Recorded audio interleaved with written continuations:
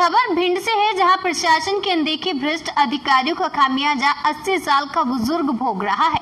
मामला पुरानी बस्ती वार्ड क्रमांक 27 का बताया जा रहा है। श्री कृष्ण गली पुरानी बस्ती में रहने वाले रामरतन सिंह के द्वारा अपनी संपत्ति से दबंगों के बेवजह कब्जे हटाए जाने के लिए जिला कलेक्टर से लेकर एसडीएम कोर्ट तक न्यायालय परिसर, पुलिस प्रशासन, इन सभी अधिकारियों के कार्यालय पर आवेदन देने के बाद भी आज तक कोई निराकरण नहीं हो पाया। जबकि रामरतन राठौर के द्वारा सिर्फ अपने पड़ोसियों पर विश्वास करना ही गलत साबित हुआ। रामरतन राठौर के द्वारा बताया गया कि 5 साल पहले मेरी अधिक तबीयत खराब रहती थी। मेरे परिवार के बच्चे, बहू, पत्नी सभी दिल्ली में शिफ्ट हो गए थे। जब मेरी तबीयत अधिक खराब हुई तो मैं अपने मकान को बंद कर दिल्ली इलाज करवाने चला गया था।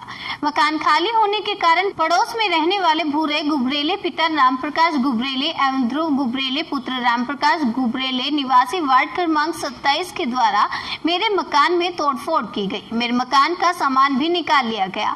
उसकी सूचना जब मुझे दिल्ली में हुई तो मैं भिंड वापस आया, तब मुझे सारा सामान और मकान टूटा मिला, जिसकी सूचना मैंने सिटी कोतवाली भिंड में की, जिस पर मामला दीवानी का पंजीबद्ध किया गया। भिंड न्यायालय में 9 फरवरी 2018 को मामला मेरे पक्ष में हुआ था, जिसके बाद मेरे मकान को मेरे सुपुर्द करने के लिए कहा गया था, जो दबंगों के द्वारा नहीं किया गया बल्कि मेरे ऊपर झूठा मुकदमा किया गया, जिस पर अपील 6 सितंबर 2019 को निरस्त हुई। उसके बाद प्रार्थी को मकान टूटा फूटा पुलिस के द्वारा सुपुर्द करा दिया गया था। लेकिन जब फिर प्रार्थी की फिर से तबीयत खराब हुई तो वह दिल्ली इलाज करवाने के लिए फिर से गया, तो उसके निजी मकान में फिर से दबंगों के द्वारा कब्जा कर भैंसों का तबेला खोल दिया गया। प्रार्थी दिल्ली में था, लॉकडाउन होने के कारण वह वापस नहीं लौट सका था। जब 1 सितंबर 2020 को प्रार्थी वापस लौटा तो उसके मकान में भैंस बंधी हुई मिली। ये भैंसें वार्ड पार्षद 27 शांति देवी पति विधा राम शर्मा के पुत्र नव प्रकाश शर्मा की थी, जिनको जब खाली कराने के लिए कहा गया तो मुझे भूरे गुबरेले पिता राम प्रकाश गुबरेले के भाई ध्रुव गुबरेले के द्वारा सहयोग से भैंसें बांधने के लिए कहा गया। जब मैंने अपने मकान को खाली करने के लिए कहा तो मुझसे झगड़ा करने के लिए आमादा हो गए। मुझे भद्दी भद्दी गालियां दी, साथ ही जान से मारने की धमकी भी दी, जिसमें फिर से शहर कोतवाली की शरण में गया, जहां मैंने आवेदन देकर मकान दबंगों से खाली कराने के लिए आवेदन दिया, जिसका निराकरण आज तक पुलिस के द्वारा नहीं किया गया। आज भी रामरतन सिंह दर-दर की ठोकरें खा रहा है। ना तो उसको मकान मिला और ना ही दबंगों पर कोई कार्रवाई की गई। न्यूज़ ऑफ भारत के लिए भिंड से इमरान अली खान की रिपोर्ट। रामरतन जी, क्या मामला है? किस बात को लेकर आप परेशान हो? आपके कहाँ जमीन पर कब्जा किया है? क्या है पूरा मामला? सब भूरे गुबरेले और ध्रुव गुबरेले और 9 प्रकाश भैंसियाँ बांधे हुए हैं। हमको घुसने तक नहीं देती, मारने की धमकी दी थी।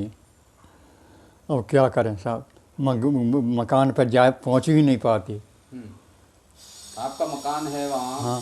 कितना साल पुराना मकान है? कब से नहीं? हमारे पिताजी के ज़माने का है साहब। आपके पिताजी के ज़माने हाँ। का है। तो क्या है पूरा मामला, क्या है? क्यों नहीं घुसने देते? क्या कारण है? उसमें हमारे भतीजे उनतन मिले हुए हैं पदम के बच्चा पे, जिनने और भूरे ने, हमारे भतीजे साहब भारत ने गोली चलाई थी।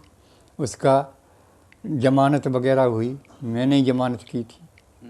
और फिर राजीनामा राजेश शर्मा ने, जो अध्यक्ष भाजपा के थे, उनने करवाया। हाँ, फिर क्या हुआ? फिर राजीनामा हो गया था साहब।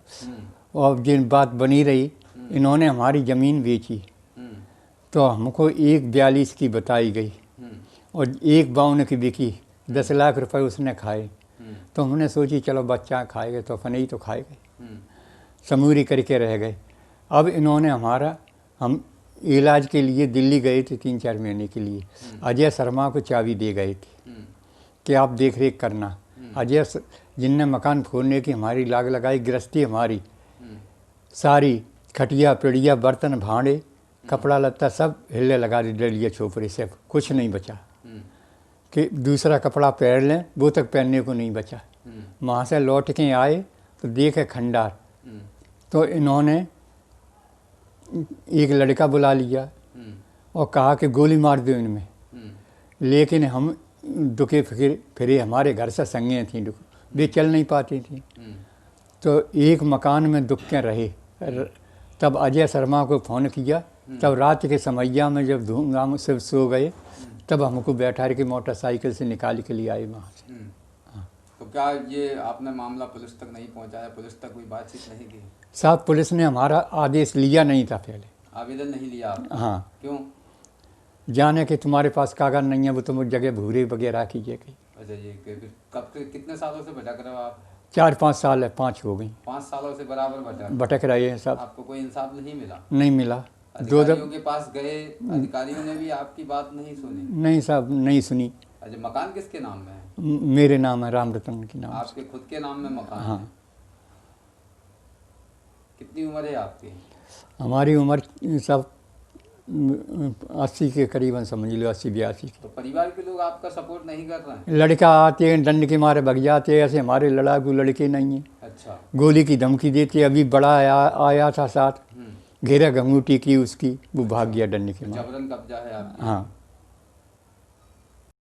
बताएं अजय भाई, ये क्या मामला है जिसमें एक बुजुर्ग की संपत्ति पर अवैध अतिक्रमण और कब्जा भी बताया जा रहा है, जिसपे काफ़ी निरंतर अधिकारियों के चक्कर लगाने के बावजूद भी मामला नहीं है? क्या है ये पूरा मामला? ये मामला क्या है, एक राजनीति के तहत चल रहा है। सारे जो लोग हैं, भूरे वगैरह, ना प्रकाश वगैरह, ये अवैध कब्जा करते हैं। वार्ड में कम से कम 4-5 लोगों के खिलाफ ऐसा मुकदमा इनको चल रहा है, जो कि कोई सुनवाई नहीं है कहीं से कहीं तक। अब जैसे कोई उनका साथ भी देता है उन लोगों का, गरीब आदमियों का, तो उसको जान से मारने की धमकी दी जाती है, जगह खाली नहीं होती है। पूरा नेतागिरी का सपोर्ट है। अच्छा, ये जो बुजुर्ग हैं, इनकी ज़मीन का क्या घटता है जिसमें आपने भी उनकी ज़मीन को खरीदा है? खरीद क्या, इन्होंने हमको दे गए थे जब भी दिल्ली गए थे। उन्होंने बोला था कि बेटा ये चाबी है, जब हम आएंगे तब हमें दे देना, या हम बेचेंगे तो अब तुम ले लेना इसको। तो हमने कहा कोई बात नहीं डोकर। तो वो डली रही कम से कम, नहीं 1.5 साल की तबीयत ख़राब हो गई, आ नहीं पाए। और वहाँ यहाँ भूरे वगैरह ने इनको फोड़ना चालू कर दिया मकान को। अच्छा। मैंने जब रोका इनसे तो बोले कुछ नहीं, मेरी बात हो गई है डोकर से। तो मैंने डोकर को फ़ोन लगाया, तो डोकर हमारे पास आए, तो हम लोगों ने जाके डोकर को लेकर मुकदमा कायम कराया। सब लोगों को अवगत करा दिया है, लेकिन 4-5 साल हो गए, कोई सुनवाई नहीं है। 2 बार कोर्ट से केस जीत चुके हैं, बार कहीं जाके हाई कोर्ट में लगा देते हैं, कहीं सुप्रीम कोर्ट में लगा देते हैं। जान से मारने की धमकी दी जा रही है। अच्छा, जान से मारने की धमकी किसको दी जा रही है? हमको भी, डोकर को भी। डोकर के साथ दिया तो ये हो जाएगा, वो हो जाएगा, मोहल्ले में नहीं रह पाओगे। श्रीमान जी, मेरे बच्चे छोटे छोटे हैं, कौन देखेगा इनको अगर मैं इनको साथ दूंगा? पुलिस प्रशासन से मेरा निवेदन है कि कृपया डोकर का साथ दे, बस यही मेरा निवेदन है। प्रशासनिक अधिकारी कोई सहयोग सपोर्ट नहीं कर? कुछ नहीं, पुलिस वाले आए थे बेचारे, उन क्या कोई चलती है, कोई बड़े अधिकारी सुने कहें तो बात मानेगी। जब कोर्ट का आदेश नहीं मान रहे, कोर्ट का आदेश दिखाने पे खाली नहीं कर रहे, तो फिर क्या कर सकते हैं तुम? कितने का खरीदारी किया आपने मकान? मैंने इनका प्लॉट पूरी जगह 15 लाख रुपए की ली है। अच्छा जी। और उस पर जो कब्जा है, क्या कब्जा क्या, पहले भूरे ने फोड़ डाला था, उसके बाद वो खाली पड़ा रहा, उस पर केस चलता रहा। उसके बाद नवप्रकाश के जो जीजा जी हैं, श्री बीरे शर्मा, वो मेरे रिलेशन में रिश्तेदार भी लगते हैं। तो उनका एक बच्चा ख़त्म हो गया था एक्सीडेंट द्वारा, तो बहू वगैरह यही रहने आई। तो बोले बेटा एक हमारी गैया बंधी रहेगी, तो हमने कहा बांध लो।